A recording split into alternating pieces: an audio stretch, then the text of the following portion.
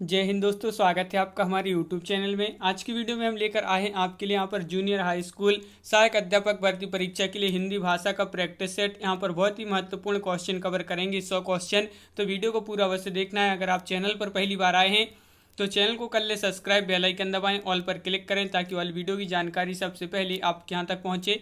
ज़्यादा से ज़्यादा वीडियो को शेयर करना है और वीडियो को लाइक करना ना भूलें। आज का अपने यहाँ पर फर्स्ट क्वेश्चन पूछा गया कि सदाचार की ताबीज निबंध के लेखक के रचनाकार कौन है, ये आपको बताना है। निबंध लेखक के रचनाकार कौन माने जाते हैं। 4 विकल्प आपके यहाँ पर दिए गए हैं, आंसर बनता है तो आप कमेंट में जरूर बताएं।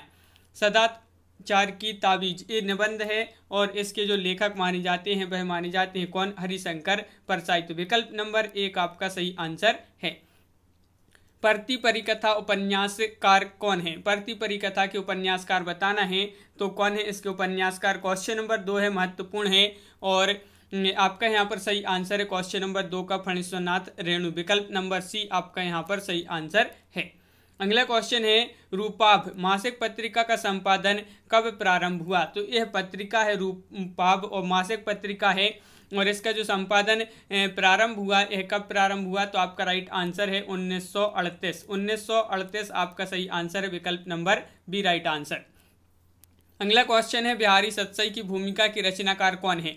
4 विकल्प दिए गए हैं, बिहारी सतसई की भूमिका के रचनाकार पूछा है तो क्वेश्चन नंबर 4 का राइट आंसर है क्या, राइट आंसर पद्म सिंह आपका सही आंसर है। विकल्प नंबर 2 आपका सही आंसर यहाँ पर होगा।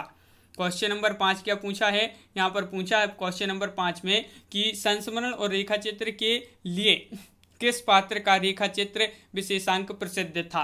हंस, जागरण, माधुरी या विशा। तो संस्मरण और रेखा चित्र के किस पात्र का रेखा चित्र विशेषांक प्रसिद्ध था। तो 5 का राइट आंसर है विकल्प नंबर 1 यानी कि हंस राइट आंसर यहाँ पर होगा। अगला क्वेश्चन है, क्या पूछा गया है कि निम्नलिखित बोलियों को उनके भौगोलिक क्षेत्र के साथ सम्मिलित कीजिए। तो यहाँ पर सम्मिलित करना है तो चलिए सम्मिलित कर देते हैं। क्वेश्चन नंबर 6 है और 6 का राइट आंसर है यहाँ पर डी राइट आंसर है। तो ये जो कोड दिया है यह आपका सही आंसर होगा, यानी कि ए का चौथा हो जाएगा और बी का तीसरा, सी का पहला और डी का दूसरा। तो देखिए ए का चौथा है यानी कि हडौती जो है ये राजस्थानी की है, बघेली ये मध्य प्रदेश की है, गढ़वाली जो गढ़वाली है यह कहाँ की है। तो गढ़वाली यह है कहाँ की, उत्तराखंड, और कन्नौजी उत्तर प्रदेश। इस प्रकार आपके यहाँ पर सम्मिलित किए गए हैं। अगला क्वेश्चन पूछा है, यशपाल की अधिकांशतः किस प्रकार की कहानियां लिखी हैं यशपाल जी ने। तो यशपाल जी ने किस प्रकार की कहानियां लिखी हैं, अधिकांशतः समाजवादी, साम्यवादी, सामंतवादी या मार्क्सवादी। तो क्वेश्चन नंबर 7 का राइट आंसर है आपका यहाँ पर साम्यवादी राइट आंसर होगा, यानी कि विकल्प नंबर बी सही आंसर है। क्वेश्चन नंबर 8 क्या पूछा है, कंकाल उपन्यास की रचना किस काल में हुई है, यानी कि भारतेंदु काल में, द्विवेदी काल, छायावाद या फिर रीतिकाल। तो क्वेश्चन नंबर 8 का सही आंसर है क्या, राइट आंसर विकल्प नंबर बी सही आंसर है 8 का, यानी कि छायावाद आपका सही आंसर होगा। रंगभूमि उपन्यास किस वाद से प्रभावित है, लोहियावाद या सुभाषवाद, गांधीवाद या नेहरूवाद। तो रंगभूमि ये जो उपन्यास है याद रखिए बहुत ही महत्वपूर्ण उपन्यास है और किस वाद से प्रभावित है। तो क्वेश्चन नंबर 9 का राइट आंसर है ये गांधीवाद से प्रभावित है। अगला क्वेश्चन है कि 1982 में ज्ञानपीठ पुरस्कार किसे दिया गया था। महत्वपूर्ण क्वेश्चन है, किसको ज्ञानपीठ पुरस्कार मिला था 1982 का। 1982 का ज्ञानपीठ पुरस्कार है और ये मिला था किसके लिए, महादेवी वर्मा जी के लिए। तो विकल्प नंबर डी आपका यहाँ पर सही आंसर है।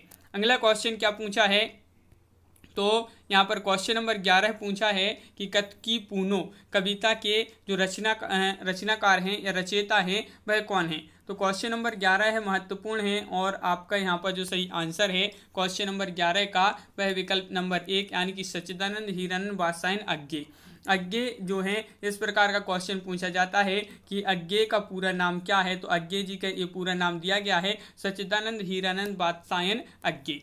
अगला क्वेश्चन क्या पूछा है, तो अगला क्वेश्चन यहाँ पर दिया गया है कि विषयी प्रधान काव्य को कहते हैं महाकाव्य, प्रयोगवादी काव्य, प्रगतिवादी काव्य या छायावादी काव्य। तो क्वेश्चन नंबर 12 का सही आंसर है विकल्प नंबर 1 इसको कहते हैं महाकाव्य। अगला क्वेश्चन है, पृथ्वी प्रदक्षिणा के लेखक कौन है।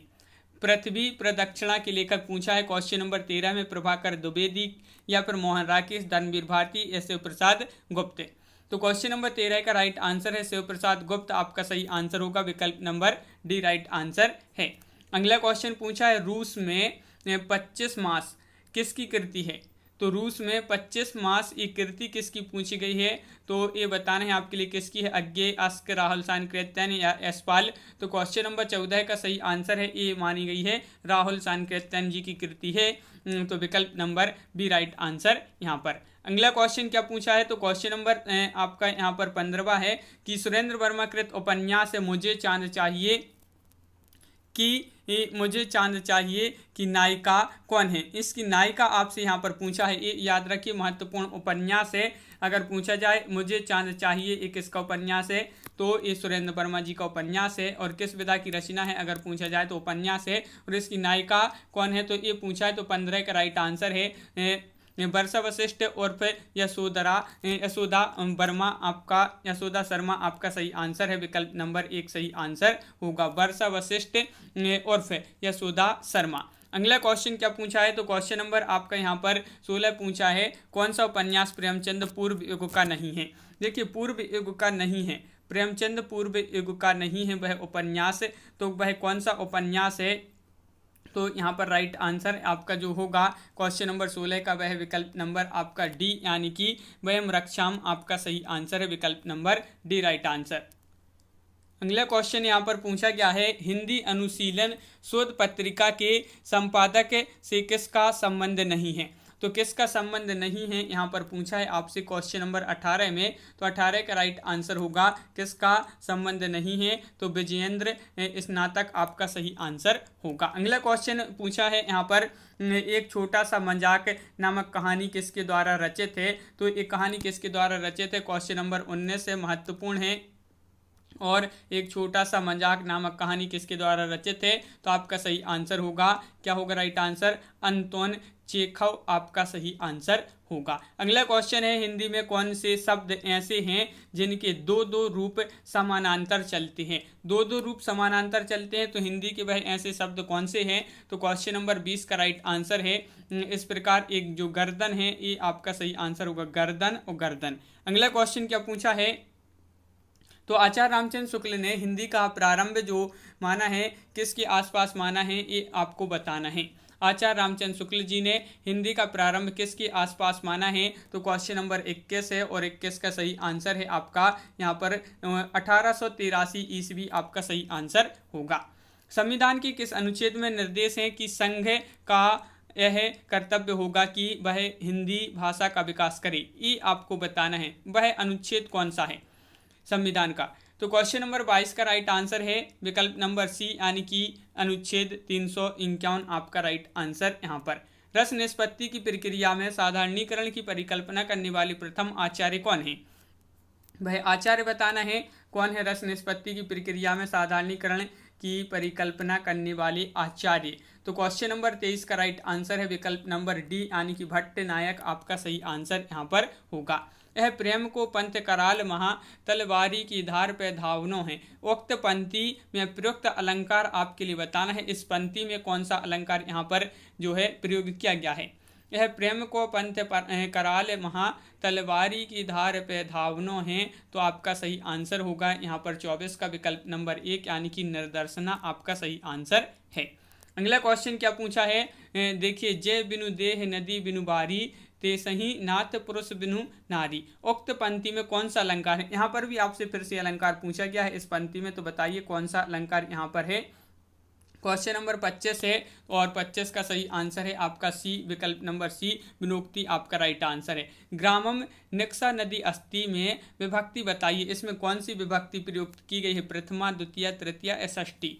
तो क्वेश्चन नंबर 26 से राइट आंसर होगा द्वितीय आपका सही आंसर, द्वितीय आपका राइट आंसर होगा। प्रत्यय कितने प्रकार की होती हैं, क्वेश्चन नंबर 27 का आंसर बताइए। 27 का सही आंसर बताना है और 27 का राइट आंसर है प्रत्यय 2 प्रकार के होते हैं, तो विकल्प नंबर ए आपका यहाँ पर सही आंसर है। क्वेश्चन नंबर 28 पूछा है गोस्वामी तुलसीदास की रचना है कवितावली किस भाषा में रचित है। महत्वपूर्ण क्वेश्चन है, कई बार एग्जाम में पूछा गया क्वेश्चन है। तो गोस्वामी तुलसीदास की रचना कवितावली किस भाषा में रचित है? अवधी, ब्रज, मैथिली या बुंदेली? तो आपका सही आंसर है 28 का विकल्प नंबर बी यानी कि ब्रज भाषा आपका सही आंसर है। शिखर से सागर तक किस रचनाकार की जीवनी है? ये जीवनी मानी जाती है शिखर से सागर तक, और किस रचनाकार की है? तो क्वेश्चन नंबर है 29 और 29 का राइट आंसर है विकल्प नंबर सी यानी कि अज्ञे आपका यहाँ पर सही आंसर है। अज्ञे राइट आंसर है, बिल्कुल सही। अगला क्वेश्चन क्या है? रस गंगाधर की रचयिता कौन है? क्वेश्चन नंबर 30 है और 30 का सही आंसर है रस गंगाधर के जो रचयिता माने जाते हैं वह कौन माने जाते हैं? तो राइट आंसर है पंडित जगन्नाथ, पंडित राज जगन्नाथ आपका सही आंसर होगा, बिल्कुल सही। क्वेश्चन नंबर आपका 30 का सी राइट आंसर है। क्वेश्चन नंबर 31 है अपभ्रंश की उत्तरकालीन अवस्था का क्या नाम है? वह उत्तरकालीन अवस्था बताना है, क्या नाम है उसका? अपभ्रंश की उत्तरकालीन अवस्था का तो आपका सही आंसर होगा पाली, प्राकृत, संस्कृत या अभट्ट। तो राइट आंसर है 31 का डी यानी कि अभट्ट उस अवस्था का नाम है। अगला क्वेश्चन है अपभ्रंश में कुल कितनी स्वर थी? स्वर बताना है अपभ्रंश में कुल कितनी स्वर थी? 8, 12, 10, 9। तो 32 का सही आंसर है अपभ्रंश में कुल कितने स्वर थे? तो 8 स्वर थे। कितनी? 8। तो विकल्प नंबर ए आपका सही आंसर होगा। मगही किस हिंदी प्रदेश की बोली है? मगही बताना है मध्य प्रदेश की, बिहार, राजस्थान या छत्तीसगढ़? तो यहाँ पर आपका 33 का सही आंसर है मगही जो है ये बिहार की है। कहाँ की है? बिहार प्रदेश की बोली मानी जाती है मगही। अगला क्वेश्चन क्या है? पुष्पदंत किस शताब्दी के कवि थे? 8वीं शताब्दी के, 10वीं शताब्दी, 7वीं शताब्दी, 11वीं शताब्दी? तो 34 का आपका जो सही आंसर है वह है आपका सही आंसर 34 का विकल्प नंबर सी यानी कि 10वीं शताब्दी के कवि मानी जाती हैं। अगला क्वेश्चन है दोहा कोश किसकी रचना है? दोहा कोश बताना है विद्यापति, सरहपा, पुष्पदंत या सब्रपा? तो यहाँ पर आपका राइट आंसर होगा 35 का होगा राइट आंसर सरहपा। क्या है राइट आंसर? सरहपा आपका सही आंसर है। अगला क्वेश्चन पूछा गया है बालकृष्ण भट्ट किसके पत्र के संपादन कर्म से जुड़ी थी? ब्राह्मण, कवि वचन सुधा, सरस्वती या हिंदी प्रदीप? कौन जुड़े थे? बालकृष्ण भट्ट। तो आपका सही आंसर है यहाँ पर 36 का विकल्प नंबर डी हिंदी प्रदीप पत्र की संपादन कर्म से जुड़े हुए थे। कौन? बालकृष्ण भट्ट। अगला क्वेश्चन पूछा है निस्सहाय हिंदू उपन्यास के लेखक कौन माने जाते हैं? बताइए निस्सहाय हिंदू उपन्यास के लेखक कौन है? तो श्रीनिवास दास हैं, बालकृष्ण भट्ट हैं, राधा कृष्ण दास हैं या राधा चरण गोस्वामी हैं? तो आपका सही आंसर है यहाँ पर 37 का बी राइट आंसर होगा राधा कृष्ण दास आपका सही आंसर है। अगला क्वेश्चन क्या पूछा है? तो यहाँ पर पूछा है मंगल का विधान करने वाले दो भाव हैं, किसका कथन है? ये कथन आपको बताना है कि मंगल का विधान करने वाले दो भाव हैं। यह कथन है किसका कथन है? तो क्वेश्चन नंबर 38 का राइट आंसर होगा ये कथन जो है रामचंद्र शुक्ल जी का है। तो विकल्प नंबर बी आपका सही आंसर होगा। रस आकेटक की रचनाकार कौन है? हजारी प्रसाद द्विवेदी, कुबेर नाथ राय, विद्या निवास मिश्र या शरद जोशी? 39वां क्वेश्चन है, महत्वपूर्ण है और आपका सही आंसर है 39 का सी यानी कि कुबेर नाथ राय आपका सही आंसर यहाँ पर है। अगला क्वेश्चन है क्या पूछा है आलोचक के मुख से किस आलोचक के व्याख्यानों का संकलन है? क्वेश्चन नंबर 40 का सही आंसर बताना है आलोचक के मुख से किस आलोचक के व्याख्यानों का संकलन है? तो 40 का राइट आंसर है आपका यहाँ पर विकल्प नंबर सी यानी कि नामवार से है आपका सही आंसर होगा। समय देवता किस कवि की कविता है? महत्वपूर्ण क्वेश्चन है, समय देवता किस कवि की कविता है? क्वेश्चन नंबर 41 है और 41 का सही आंसर है आपका यहाँ पर विकल्प नंबर डी राइट आंसर होगा 41 का यानी कि नरेश मेहता। नरेश मेहता आपका यहाँ पर सही आंसर है, बिल्कुल सही। क्वेश्चन नंबर 42 क्या पूछा गया है? यहाँ पर आपसे पूछा गया है कि निम्नलिखित में से कौन सी आलोचना कृति विजय देव नारायण शाही की है? वह आलोचना कृति आपके लिए यहाँ पर बताना है जायसी, साहित्यालोचन, सूरदास या रश्मिमांसा? वह साहित्य कृति कौन सी है, आलोचनात्मक कृति कौन सी है जो विजय देव नारायण शाही की है? तो आपका सही आंसर है यहाँ पर जायसी आपका सही आंसर होगा, बिल्कुल सही। अगला क्वेश्चन क्या पूछा है? यहाँ पर पूछा है आपसे खड़ी बोली के विकास में पोर्ट विलियम कॉलेज का विशिष्ट योगदान है, क्यों योगदान है ये आपको बताना है। खड़ी बोली के विकास में जो पोर्ट विलियम कॉलेज है, पोर्ट विलियम कॉलेज, और इसका विशिष्ट योगदान है खड़ी बोली के विकास में, क्यों योगदान है ये बताना है। तो आपका सही आंसर है 43 का राइट आंसर है विकल्प नंबर बी सही आंसर है। बी में यानी कि ए एक जो फर्स्ट और तीसरे नंबर का और दूसरे नंबर का यहाँ पर गलत है। तो यहाँ पर आपका जो सही है, अंग्रेजों ने खड़ी बोली के विकास को प्रमुखता दी, ए। और जो आपका यहाँ पर दिया गया है, कौन सा दिया गया है, तो यहाँ पर दिया गया है तीसरा, खड़ी बोली में साहित्यिक लेखन युग की आवश्यकता थी। ये दो सही है, लेकिन जो तीसरा है खड़ी बोली के प्रशिक्षण से विविध साहित्यिक विधाओं में सृजन हुआ है, ये कैसा है, गलत है, सही नहीं है।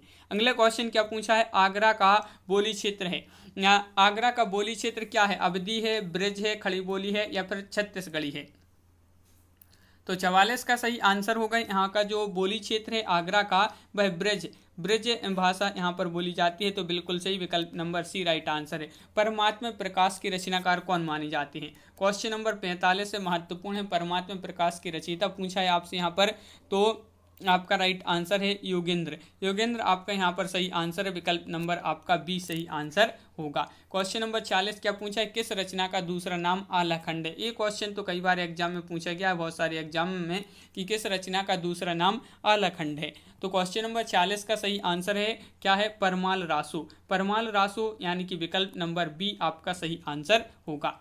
सजन सकारें जाएंगे नैन मरेंगे रोए उक्ति है, ये उक्ति किसकी है, उक्ति बताइए। क्वेश्चन नंबर 47 में ये उक्ति किसकी है, सजन सकारें जाएंगे नैन मरेंगे रोए, तो ये जो उक्ति है किसकी है, तो आपका राइट आंसर है अमीर खुसरो विकल्प नंबर 1 यहाँ पर सही आंसर है, बिल्कुल सही। अगला क्वेश्चन है, उक्ति व्यक्ति प्रकरण के लेखक कौन है, उक्ति व्यक्ति प्रकरण के लेखक पूछा है आपसे यहाँ पर, तो 48 का राइट आंसर जो यहाँ पर होगा, राइट आंसर वह है विकल्प नंबर आपका डी यानी कि दामोदर शर्मा आपका सही आंसर है। श्यामा स्वप्न के लेखक कौन है, क्वेश्चन नंबर 49 है, महत्वपूर्ण है।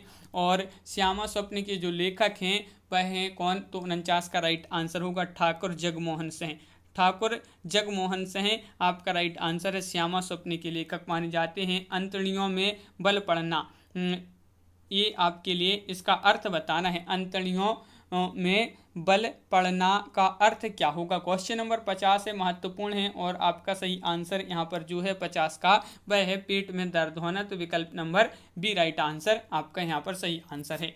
अव्यय की कितनी भेद होती हैं, क्वेश्चन नंबर 51 है, और 51 का सही आंसर होगा यहाँ पर, इसके 4 भेद होते हैं। कितनी भेद होती हैं, 4 भेद होती हैं, बिल्कुल सही। अगला क्वेश्चन है, कौन सा शब्द क्रिया का उदाहरण नहीं है, नहीं पूछा है, क्रिया का उदाहरण नहीं है, गिरवाना, लिखवाना, चलाना या छाया।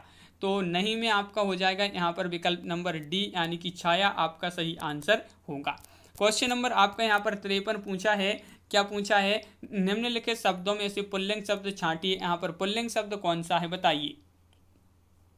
तो क्वेश्चन नंबर 53 है, बहुत ही सरल क्वेश्चन पूछा है, पुल्लिंग पूछा है, कभी आपका यहाँ पर सही आंसर होगा, बिल्कुल सही। भाववाचक संज्ञा का यहाँ पर चयन करना है कि भाववाचक संज्ञा कौन सी यहाँ पर है। तो क्वेश्चन नंबर है आपका 54, और 54 का राइट आंसर होगा लड़कपन ये जो भाववाचक संज्ञा मानी जाती है, लड़कपन, तो विकल्प नंबर सी आपका यहाँ पर सही आंसर है। संज्ञा की कितनी भेद होती हैं, 2, 3, 4, 5। तो क्वेश्चन नंबर 55 है, और संज्ञा की भेद पूछा है, तो 5 आपका यहाँ पर सही आंसर होगा, विकल्प नंबर डी राइट आंसर है, बिल्कुल सही। अगला क्वेश्चन क्या पूछा है, डाह शब्द का समानार्थी कौन सा है, डाहे शब्द का समानार्थी कौन सा है, ये आपसे पूछा है। तो क्वेश्चन नंबर 56 है, और 56 का सही आंसर आपका यहाँ पर जो होगा वह है विकल्प नंबर आपका डी राइट आंसर है, ईर्ष्या आपका यहाँ पर सही आंसर है। क्वेश्चन नंबर 57 पूछा है, मुख्य शब्द का विलोम शब्द निम्नलिखित में से कौन सा है।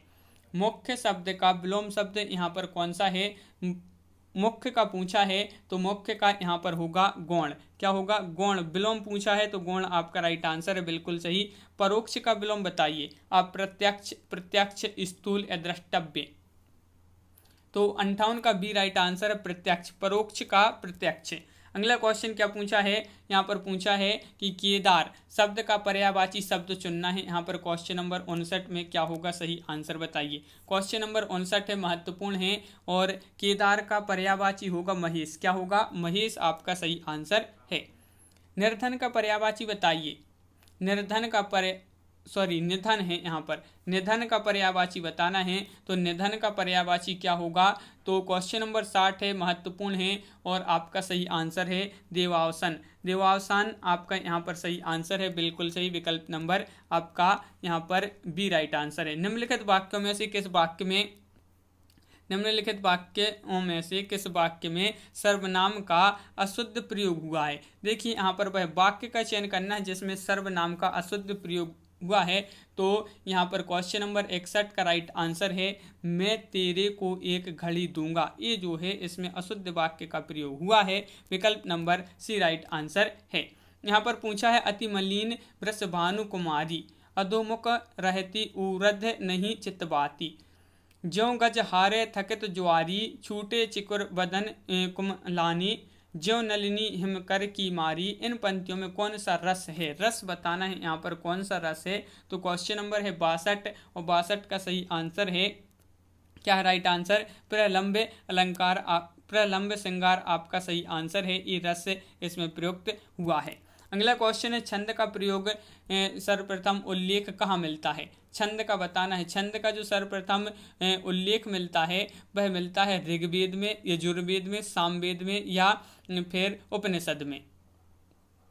तो सही आंसर है 63 का विकल्प नंबर आपका यहाँ पर ये राइट आंसर है। ऋग्वेद आपका सही आंसर है, बिल्कुल सही। अगला क्वेश्चन क्या है नहीं पराग नहीं मधु मधुर मधु नहीं पराग नहीं मधुर मधु नहीं विकास यही काल अली कली ही सो बधो आगे कौन हवाल। जो प्रस्तुत पंक्तियाँ हैं इसमें कौन सा छंद होगा, दोहा, सोरठा, बरवैया या छप्पे। तो क्वेश्चन नंबर 64 है और इसका सही आंसर है इसमें जो छंद है वह है दोहा। विकल्प नंबर 1 आपका सही आंसर है। दोहा और रोला को क्रम से मिलाने पर कौन सा छंद बनता है। दोहा और रोला को क्रम से मिलाएंगे तो वह कौन सा छंद बनेगा, यहाँ पर ये बताना है 65 में। तो 65 का सही आंसर होगा कुंडलियाँ। क्या बनेगा, कौन सा छंद बनेगा, कुंडलियाँ आपका सही आंसर है। अगला क्वेश्चन क्या पूछा है यहाँ पर, अगला क्वेश्चन पूछा है देखिए अवधि शिला का और पर था गुरु भार तिल तिल काट रही थी दृग जलधार। प्रस्तुत पंक्तियों में कौन सा छंद है। यहाँ पर भी आपसे छंद पूछा गया है। तो ये पंक्तियाँ दी गई हैं, इस प्रकार के क्वेश्चन आपसे पूछे जाते हैं, महत्वपूर्ण क्वेश्चन है आपके। और आपका सही आंसर है 66 का डी यानी कि बरवैया। अगला क्वेश्चन है घनाक्षरी छंद एक मात्रिक छंद है, मिश्र छंद है या फिर वर्णिक छंद है या इनमें से कोई नहीं। तो 67 का राइट आंसर है आपका विकल्प नंबर बी यानी कि एक वर्णिक छंद है, बिल्कुल सही। 67 का बी राइट आंसर होगा। यहाँ पर क्या पूछा है चरर मरर खुल गए अरर रव स्फोटों से पंक्ति में कौन सा अलंकार है। इसमें आपके लिए अलंकार का चयन करना है। कौन सा अलंकार इसमें प्रयुक्त हुआ है, अनुप्रास, श्लेष, यमक, उत्प्रेक्षा। तो इसमें जो अलंकार है वह अनुप्रास अलंकार है। कौन सा, अनुप्रास, बिल्कुल सही। अगला क्वेश्चन पूछा है बड़े न दूजो गुणन बिनु वृद्ध बड़ाई पाए कहत धतुरे सो कनक गहनो गड़ो न जाए। प्रस्तुत पंक्तियों में कौन सा अलंकार है। यहाँ पर क्वेश्चन नंबर आपका 69 है और राइट आंसर होगा क्या होगा सही आंसर। तो बिल्कुल सही यहाँ पर विकल्प नंबर सी जिन्होंने बताया है उनका राइट आंसर है। सभी लोग वीडियो को लाइक अवश्य करते जाएं जिन्होंने अभी तक वीडियो को लाइक नहीं किया है। अगला क्वेश्चन क्या पूछा है उसी तपस्वी से लंबे थे देवदार दो चार खड़ी। इन पंक्तियों में कौन सा अलंकार है। यहाँ पर भी आपके लिए अलंकार का चयन करना है क्वेश्चन नंबर 70 में और 70 का राइट आंसर है प्रतीप आपका सही आंसर है। विकल्प नंबर बी सही आंसर होगा। जहाँ उपमेय का निषेध करके उपमान का आरोप किया जाए वहाँ होता है कौन सा अलंकार होता है, ये आपके लिए बताना है। जहाँ उपमेय का निषेध करके उपमान का आरोप किया जाए वहाँ होता है कौन सा अलंकार होता है, अपनहूति अलंकार। विकल्प नंबर सी राइट आंसर यहाँ पर। अगला क्वेश्चन है कच्चे घड़े में पानी भरना का अर्थ बताइए। ये मुहावरा पूछा है, इसका अर्थ आपको बताना है। 72वां क्वेश्चन है और इसका जो अर्थ होगा वह है मूर्खतापूर्ण कार्य करना, कच्चे घड़े में पानी भरना। अगला क्वेश्चन है आँखों पर चर्बी छाना का अर्थ क्या होगा। आँखों पर चर्बी छाना, तो इसका जो अर्थ होगा वह होगा क्या होगा राइट आंसर अभिमान करना। अभिमान करना विकल्प नंबर सी राइट आंसर होगा। खून पानी होना का अर्थ बताइए। खून पानी होना इसका अर्थ क्या होगा। क्वेश्चन नंबर 74 है अपने यहाँ पर और 4 विकल्प भी दिए गए हैं और इसका सही आंसर है खून पानी होना। इसका अर्थ होगा कोई असर ना होना, कोई असर ना होना यानी कि विकल्प नंबर बी राइट आंसर है। अगला क्वेश्चन पूछा है फिसल गए तो हर हर गंगे। लोकोक्ति का अर्थ बताना है। ये अब आपसे यहाँ पर लोकोक्ति पूछी गई है। फिसल गए तो हर हर गंगे।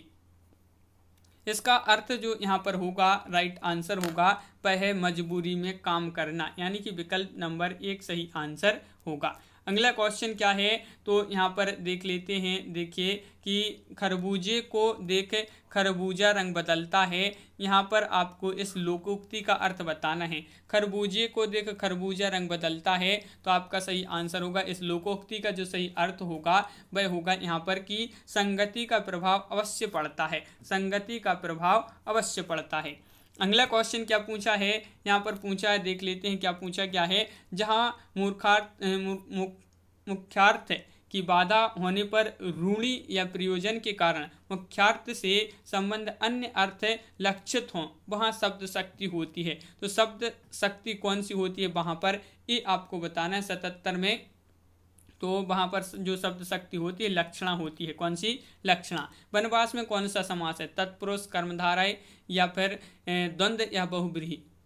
वनवास में बताना है वनवास, तो यहाँ पर राइट आंसर होगा, क्या होगा राइट आंसर 78 का ये राइट आंसर है तत्पुरुष। तत्पुरुष आपका सही आंसर है, बिल्कुल सही। अनायास में कौन सा समास है, तो क्वेश्चन नंबर है 79 और 79 का सही आंसर है अनायास में। विकल्प नंबर आपका ये जो है राइट आंसर होगा, बिल्कुल सही। विकल्प नंबर 1 जिन्होंने बताया उनका सही आंसर है। आखिरी में आपके लिए बताना है कि कितने क्वेश्चन आपसे सही बने हैं। युधिष्ठिर में कौन सा समास है, तो क्वेश्चन नंबर है आपका यहाँ पर 80 और 80 का राइट आंसर है। क्या राइट आंसर, 80 का सही आंसर होगा यहाँ पर विकल्प नंबर बी, यानी कि युधिष्ठिर बहुब्रीहि आपका यहाँ पर सही आंसर है। बहुब्रीहि आपका यहाँ पर सही आंसर है। अगला क्वेश्चन क्या पूछा गया है, यहाँ पर पूछा है शुद्ध वर्तनी वाला शब्द कौन सा है। तो ईर्ष्या किस प्रकार लिखते हैं, ये आपको शुद्ध वर्तनी बताना है यहाँ पर। तो ये तो सभी के लिए पता होगा, विकल्प नंबर डी, इस प्रकार ईर्ष्या लिखते हैं, बिल्कुल सही। निम्नलिखित में से कौन सा वाक्य शुद्ध है, शुद्ध वाक्य का चयन करना है। यहाँ पर शुद्ध वाक्य का चयन कीजिए। यहाँ पर 4 विकल्प भी दिए गए हैं और आपका सही आंसर है 82 का विकल्प नंबर डी, उसने अपनी कमाई का अधिकांश गवा दिया। ये जो है आपका यहाँ पर राइट आंसर है, 82 का डी राइट आंसर होगा। रुकावट किस प्रकार की संज्ञा है, रुकावट किस प्रकार की संज्ञा है। यहाँ पर उसने अपनी कमाई का अधिकांश भाग जो है गवा दिया। यहाँ पर आपका उसने अपनी कमाई का अधिकांश गवा दिया, ये जो है आपका यहाँ पर सही आंसर है, अधिकांश भाग होगा यहाँ पर इस प्रकार। अगला क्वेश्चन, रुकावट किस प्रकार की संज्ञा है, तो यहाँ पर आपका सही आंसर है 83 का सही आंसर होगा। ये भाववाचक संज्ञा मानी जाती है, याद रखिए भाववाचक।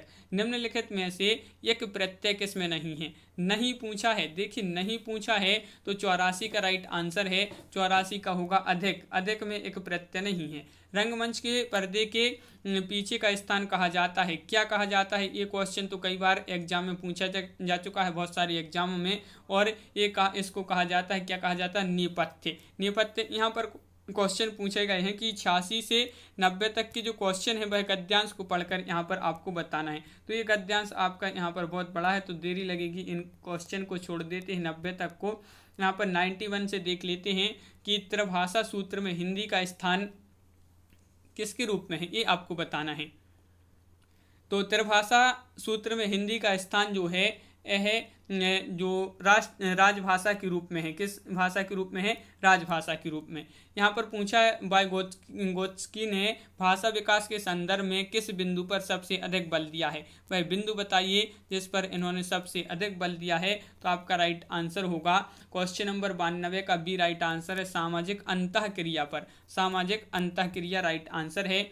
यहाँ पर पूछा है पोर्टफोलियो के संबंध में कौन सा कथन सही है, भाई कथन का चयन कर लीजिए। यहाँ पर क्वेश्चन नंबर 93 है अपना, और 93 का जो सही आंसर है कि पोर्टफोलियो के संबंध में जो कथन सही है वह कौन सा है, तो इससे बच्चों की क्रमिक प्रगति के बारे में पता चलता है। अगला क्वेश्चन क्या पूछा है, तो यहाँ पर पूछा गया है, देख लेते हैं कि भाषा हमारे या हमारी खालिस्तान को व्यवस्थित करती है, बताइए क्या है इसका राइट आंसर। भाषा हमारे या हमारी खालिस्तान को व्यवस्थित करती है, तो सही आंसर होगा यहाँ पर 94 का सी, विचार प्रक्रिया को व्यवस्थित करती है। जिन बच्चों को लिखने में कठिनाई का अनुभव होता है, बच्चे खालिस्तान से ग्रस्त हो सकते हैं।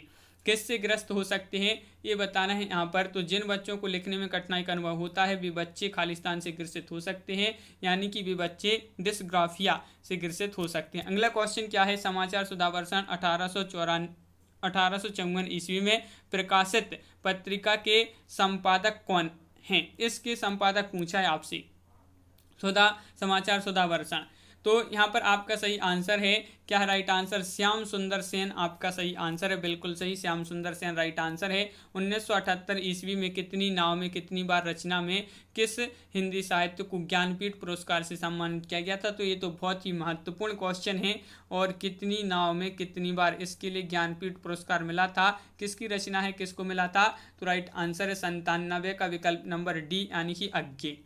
मध्य एशिया का इतिहास रचना पर सन 1958 ईस्वी में किसे साहित्य अकादमी पुरस्कार मिला था? कौन सी रचना पर? मध्य एशिया का इतिहास। तो किसको मिला था 1958 ईस्वी में साहित्य अकादमी पुरस्कार? तो यह मिला था राहुल सांकृत्यायन जी को। अगला क्वेश्चन है, कालिदास से प्रणीत ग्रंथ विक्रमोर्वशीयम में अपभ्रंश प्रयोग का समय क्या है? तो इसमें अपभ्रंश प्रयोग का समय बताना है क्या है? तो क्वेश्चन नंबर 99 का राइट आंसर है 400 ईसा पूर्व आपका सही आंसर होगा। अगला क्वेश्चन है, 5 आंगनों वाला घर उपन्यास पर 1998 ईस्वी में किस साहित्यकार को व्यास सम्मान से सम्मानित किया गया था? कब किया गया था? 1998 को। कौन किस पर? 5 आंगनों वाला घर, और ये क्या है? उपन्यास है। किसको व्यास सम्मान से सम्मानित किया था? तो राइट आंसर है गोविंद मिश्र। तो इस प्रकार अपने यहाँ पर बहुत ही महत्वपूर्ण क्वेश्चन कंप्लीट हुए। कितने क्वेश्चन आपसे सही बने कमेंट में जरूर बताएं। अगर आप चैनल पर पहली बार आए हैं तो चैनल को कर लें सब्सक्राइब, बेल आइकन दबाएं, ऑल पर क्लिक करें ताकि ऑल वीडियो की जानकारी आपके यहाँ तक पहुँचे। ज़्यादा से ज़्यादा वीडियो को शेयर करें और वीडियो को लाइक करना ना भूलें। तो आज की वीडियो में बस इतना ही। सभी के लिए बहुत बहुत धन्यवाद। सभी के लिए जय हिंद।